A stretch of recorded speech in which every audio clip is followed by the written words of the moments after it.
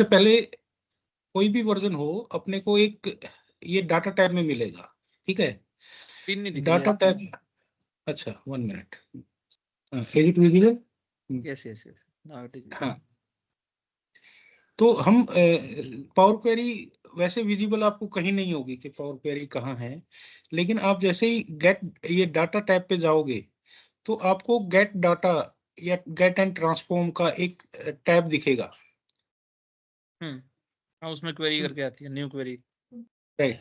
तो अभी power query is basically ETL tool, ETL की एक्सट्रैक्ट, ट्रांसफॉर्म एंड लोड, कि आपको किसी भी सोर्स कुछ भी हो सकता है, जैसे आप किसी फाइल से डाटा ले सकते हो, फाइल में भी वो एक्सेल फाइल हो सकती है या टेक्स्ट या सीएसवी या पीडीएफ, या एक फोल्डर में कितनी भी फाइल रखी है, हमें वो सारी फाइल लेनी है तो हम उन सब पे भी ऑपरेशन कर सकते हैं। ये प्रोसेस अपनी एक्सट्रैक्शन कहलाती है कि हम डाटा एक्सट्रैक्ट कर रहे हैं। हाँ, हम एक सैंपल डाटा है अपने पास, हम उसके बेसिस पे इसको करके देखेंगे कि कैसे हम करते हैं। तो हम एक्सेल वर्कबुक से डाटा लेंगे कि अपना जो डाटा है that is in a Excel workbook. ये एक मेरे पास सैंपल डाटा है, एडवेंचर वर्क सेल्स, तो हम इसको लोड कर रहे हैं, राइट। अभी देखिए, ये जो एक्सेल फाइल है इसमें कुछ सीट्स हैं और कुछ टेबल्स हैं। अभी आप देखोगे कि ये जो जिसपे ब्लू आइकॉन बना है it means it is a table, और ये जितने भी नीचे दिख रहे हैं सेम नेम से वो सब सीट्स हैं। तो अगर हम इसमें एक देखते हैं कि सेल्स डाटा ये टेबल है, तो यहाँ पे आपको प्रीव्यू दिखाएगा कि इस डाटा में क्या है। तो यहाँ से हम इस एक सीट को सिलेक्ट करेंगे और ट्रांसफॉर्म डाटा, देखो या तो आप यहीं पे लोड करोगे तो ये पूरा डाटा आपकी एक्सेल में आ जाएगा। यहाँ पे हम एक्सट्रैक्ट कर रहे हैं और लोड कर रहे हैं, तो हम ट्रांसफॉर्मेशन नहीं कर रहे, लेकिन हमें ट्रांसफॉर्मेशन करना है, तो उसके लिए हम ट्रांसफॉर्म डाटा पे जाएंगे। तो यहाँ पे अब आपका ये जो विंडो ओपन हुआ है दिस इज पावर क्वेरी। यहाँ पे हम सब कुछ पावर क्वेरी में जो भी ऑपरेशन करना है यहाँ पे करेंगे। अब स्टार्ट करने से पहले हमें समझना चाहिए कि पावर क्वेरी का अपना इंटरफेस क्या है। अगर आप देखोगे ऊपर होम टैब है, ट्रांसफॉर्म है, ऐड कॉलम्स है और व्यूज है। तो होम टैब पे जैसे कि आपको कोई कॉलम रिमूव करना है, सपोज ये कॉलम है आपको नहीं रखना है, तो आप इसको राइट क्लिक करके रिमूव कर सकते हो, ये हट जाएगा आपके डाटा से। वैसे ही सतीश, एक मेरे को एक बात बताओगे क्या? जैसे अभी हम लोड कर देते तो उसको लोड तो एज इट इज जो डाटा था वो लोड हो जाता, उसको हम चेंज नहीं कर पाते है ना। ट्रांसफॉर्म में हम उसको एडिट कर पाओगे, ये डिफरेंस है राइट लोड और ट्रांसफॉर्म में, है ना। राइट राइट, अगर आपने एज इट इज लोड कर दिया तो फिर वो जो डाटा आपका था सोर्स फाइल में हाँ, विदाउट एनी ट्रांसफॉर्मेशन वही डाटा आपको मिल जाएगा। तो एक किस्म से हमने पावर क्वेरी का यूज ही नहीं किया वहां पर। यूज ही नहीं किया, हाँ। ओके। तो अब हम यहाँ देख रहे हैं कि ट्रांसफॉर्मेशन कैसे होता है। अभी देखिए जैसे एक टैब है ट्रांसफॉर्म, अब ट्रांसफॉर्म में आप इस टेबल, इस कॉलम को जो भी आपने सेलेक्ट कर रखा है उसी के ऊपर कुछ ऑपरेशन करते हो। सपोज मैं आपको एक एग्जांपल देता हूं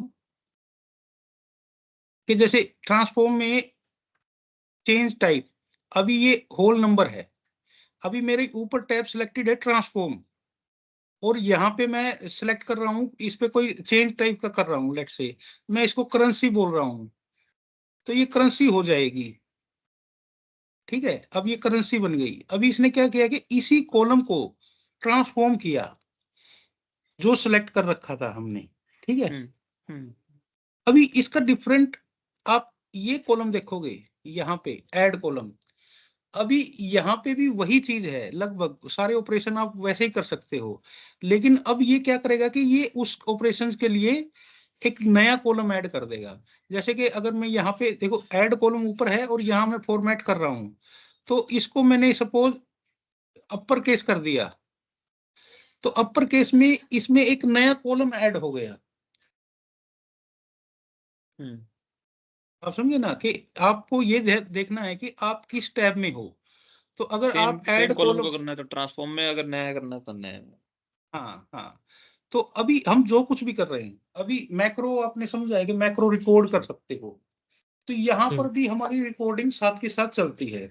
अभी जैसे ही मैंने सबसे पहले हमारा सोर्स था कि हमने एक ये अपनी फाइल देखी, मेरी जो फाइल थी उसमें ये सारा डाटा था, ठीक है, इतना सारा डाटा था उसमें। अब उसके बाद हमने एक स्टेप लिया कि मैंने बोला कि नहीं हम सिर्फ एक टेबल लेंगे। तो हमने एक टेबल सिलेक्ट की जिसका नाम था सेल्स, और उस टेबल्स का डाटा अब अपने पास आ गया, इसका नाम सेल्स है, ठीक है। उसके बाद फिर हमने क्या किया कि अपर केस, हमने एक कॉलम को अपर केस किया। तो आप राइट हैंड में देखोगे कि ये हमारा डाटा जैसे जैसे हम ऑपरेशंस कर रहे हैं ये रिकॉर्ड होता जा रहा है। तो अभी सपोज ये सेल्स अमाउंट है, अभी मुझे इस पे निकालना है कि 10% डिस्काउंट के बाद मेरा डिस्काउंट कितना है इसके ऊपर, कि मैं सपोज सब पे 10% डिस्काउंट दे रहा हूं। तो मैं यहाँ पे जाऊंगा ऐड कॉलम में, सपोज कस्टम फंक्शन लगाता हूं। अब कस्टम फंक्शन में इसका नाम, अब जैसे ऊपर कॉलम का नेम होना चाहिए, तो मैं इसको बोल रहा हूँ कि डिस्काउंट, और हमें किस पे देना है discount, let's say sales amount पे। इस पे आप जैसे ही सिलेक्ट करके इंसर्ट करोगे तो ये यहाँ पे आ जाएगा, और सपोज इसको मल्टीप्लाई करना है मेरे को 0.10, ठीक है, तो 10% आएगा मेरा ये। तो इसने एक कॉलम ऐड कर दिया मेरा, इसमें इसने सेल्स अमाउंट का 10% कैलकुलेट कर लिया। अभी पावर क्वेरी में आप जब भी काम करते हो सबसे इंपॉर्टेंट चीज है कि आपको डाटा टाइप्स पता होने चाहिए। डाटा टाइप्स क्या होते हैं, अभी सपोज यहाँ पे आप देखोगे ABC एंड 1 2 3, आपको दिख रहा है? यस यस यस यस, हाँ हाँ, तो power query is very typed in the sense के ये सेम डाटा टाइप पे ही काम करती है। अगर आपको डेट से डेट कंपेयर करनी है तो दोनों डाटा डेट्स में ही होने चाहिए। अगर एक डेट है और एक ऐसे डेट नहीं है, सपोज ABC 1 2 3, ABC 1 2 3 का मतलब है कि इस कॉलम में नंबर भी हो सकते हैं, करेक्टर भी हो सकते हैं, इसमें अतुल भी लिखा हो सकता है, इसमें 1 2 3 भी लिखा हो सकता है। इट इज कॉल्ड एनी, मतलब any number can come in this. अभी तक कोई डाउट है अतुल? नहीं नहीं, अभी तक तो ठीक है, नॉर्मल है। हाँ हाँ, अब जैसे ये डिस्काउंट है, अब अगर हमें इस पे कुछ भी कैलकुलेशन करनी तो हमें इसको नंबर बनाना है। तो नंबर के लिए नंबर दो टाइप के होते हैं, एक होल नंबर के जिसमें डेसिमल नहीं है, और एक डेसिमल नंबर। तो सपोज मैं इसको डेसिमल नंबर बना रहा हूँ, तो ये डेसिमल नंबर हो गया। और अब यहाँ पे अब देखो मैं ऐड कॉलम में हूँ और राउंडिंग कर रहा हूँ मैं, राउंड अप। अब देखो यहाँ पे डिस्काउंट के बाद इसने नया कॉलम ऐड कर दिया। राइट, अब सपोज मेरे को देखना है कि मेरे को सेल्स किसी भी फिल्टर, सपोज मेरे को ये एक रीसेलर की है, किसी रीसेलर का आईडी है, और मेरे को सिर्फ एक ही आईडी लेके आनी है, मुझे सबके नहीं चाहिए, इसमें बहुत सारे हैं, मुझे सिर्फ 676 का ही चाहिए, राइट। तो मैंने इसको क्या किया कि मैं इसको नंबर फिल्टर में जाऊंगा, और नंबर फिल्टर से पहले हमें ये देखो डाटा टाइप इसका ठीक रखना है हमेशा, कि ये नंबर होना चाहिए, ये होल नंबर है मेरा, ठीक है। अब मैं इसको बोलूंगा कि मेरे को 676 का ही डाटा दो।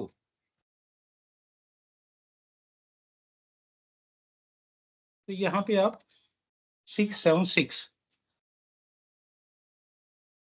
और ये आ गया, ठीक है। और सपोज हमने अपना सारा ऑपरेशन कर लिया, ये मेरा ट्रांसफॉर्मेशन हो गया, मुझे सिर्फ एक आईडी के लिए डाटा चाहिए था, which is now ready and I want to load it. Load कर दूंगा तो आप, हाँ, तो आप होम में जाओगे और लोड, क्लोज एंड लोड, और क्लोज एंड लोड टू, दो ऑप्शन आते हैं।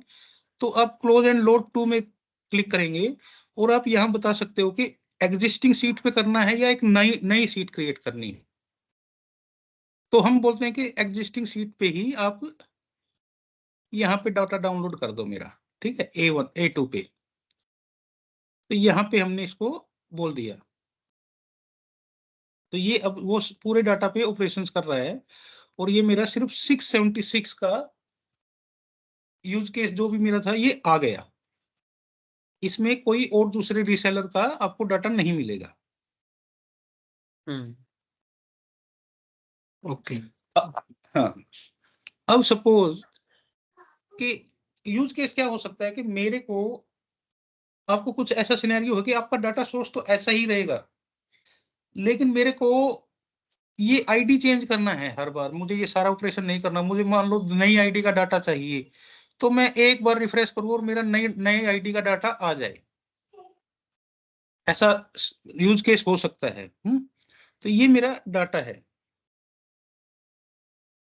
और सपोज एक हम यहाँ पे एक अपना पैरामीटर देते हैं। अभी हमने नॉर्मल ट्रांसफॉर्मेशन किया, राइट, कि जिसमें हमने एक फिल्टर लगाया और उस फिल्टर के बेसिस पे अपना डाटा आ गया।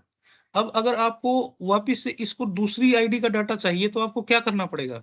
आप इस क्वेरी, ये राइट हैंड में आप देखेंगे ये क्वेरी है जो हमने अभी बिल्ड की थी, तो इस पे Okay. आप एडिट करोगे। सपोज यहाँ पे एडिट किया,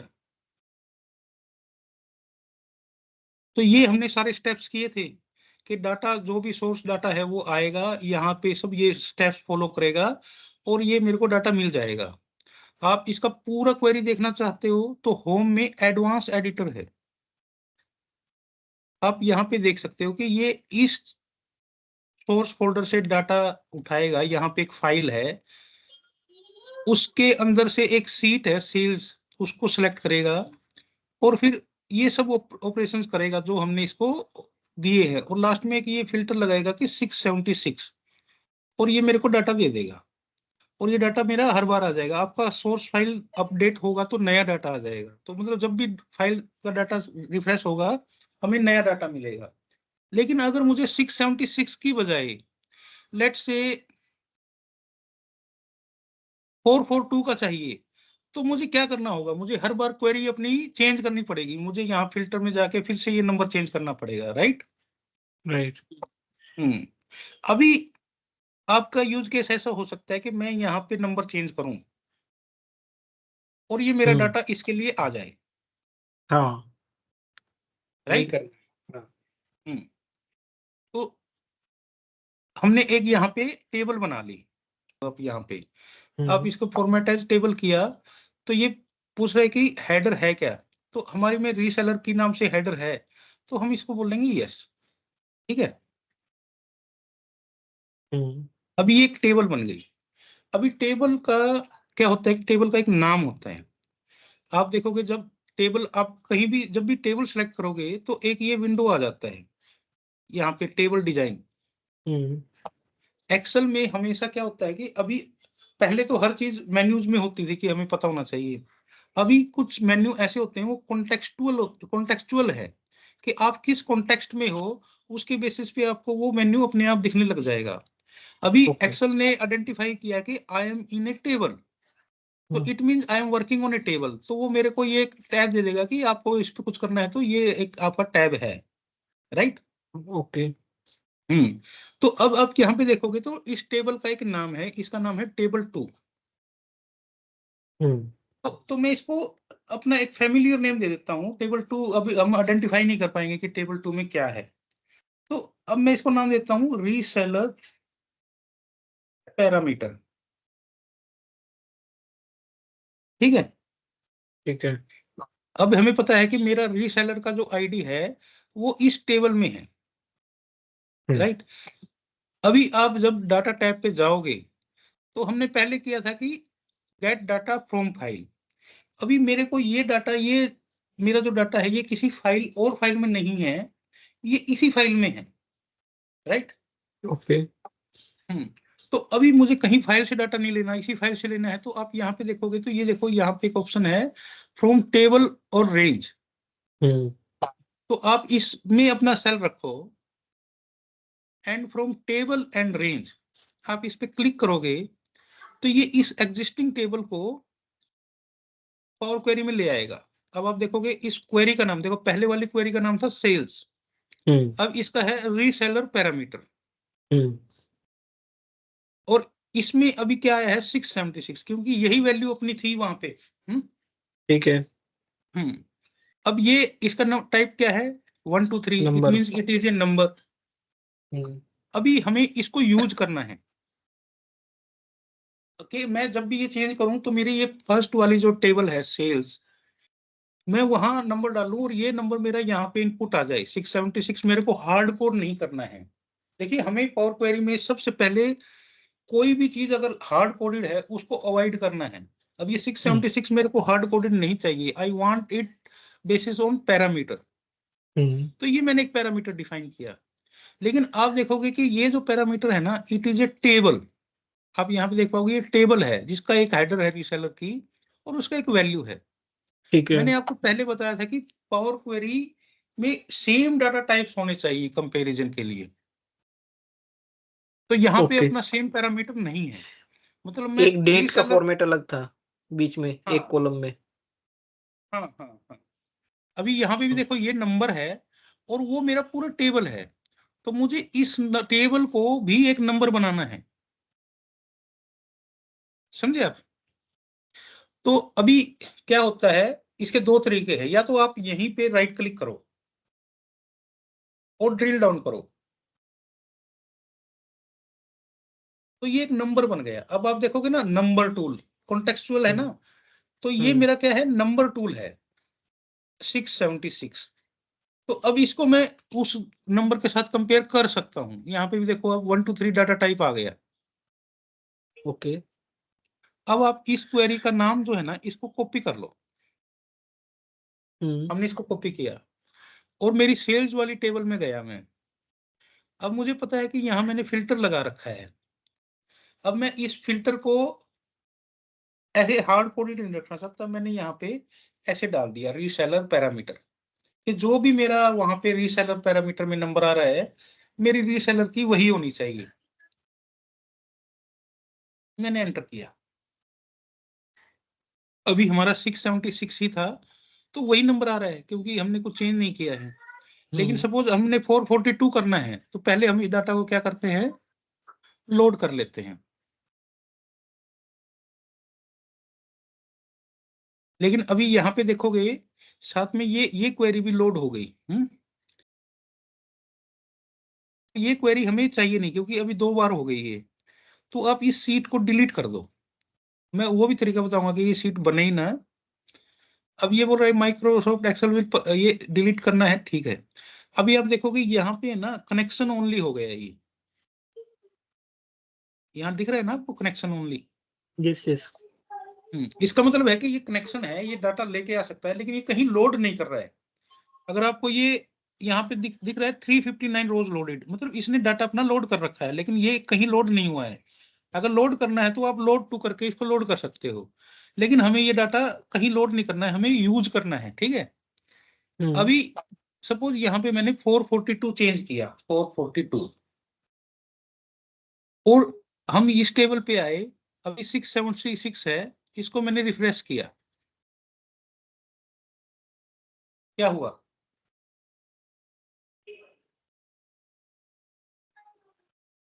अतुल? डाटा डाटा मेरा री 442 वाला हो गया ना कन्वर्ट अब, हाँ सारा का हाँ। सारा। तो इस तरह से कि अभी हमने अपनी ये क्वेरी, आपको कुछ करना ही नहीं है, मतलब अब आपको क्वेरी बन गई है आपकी। अभी आपको सिर्फ ये देखना है कि मुझे कौन सी आईडी का डाटा चाहिए। अब मैं आपको ये फाइल दिखा देता हूँ देखिए, जिसमें हम 2 करेंगे।